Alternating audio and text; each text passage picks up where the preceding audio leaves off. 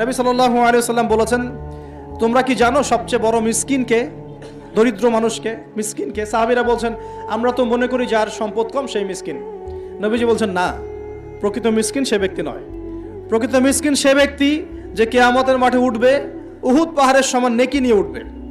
উহুদ পাহাড় দেখেছেন তো? বিশাল পাহাড়। উহুদ পাহাড়ের সমান নেকি নিয়ে উঠবে। নামাজের নেকি, যাকাতের নেকি, হজের নেকি, ওমরার নেকি, বিভিন্ন নেকি।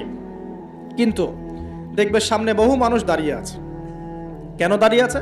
কারো কাছ থেকে টাকা নিয়েছে, টাকা শোধ করে নাই, কাউকে গালি দিয়েছে, কাউকে অন্যায়ভাবে অপবাদ দিয়েছে, কাউকে আঘাত করেছে, কারো উপর জুলুম করেছে, ইত্যাদি বিভিন্ন রকম মানুষের সাথে জড়িত পাপ ছিল। ঠিক আছে? কারো গীবত করেছে, কাউকে তহমত দিয়েছে, ইত্যাদি। এখন আল্লাহ পাক বলবেন, এই ব্যক্তির নেকির যে পাহাড় আছে, এখান থেকে নেকি নিয়ে ওদেরকে দিয়ে দাও। বলেন নাউজুবিল্লাহ। নেকি আস্তে আস্তে ট্রান্সফার হবে। এই যে আমরা যে ব্লু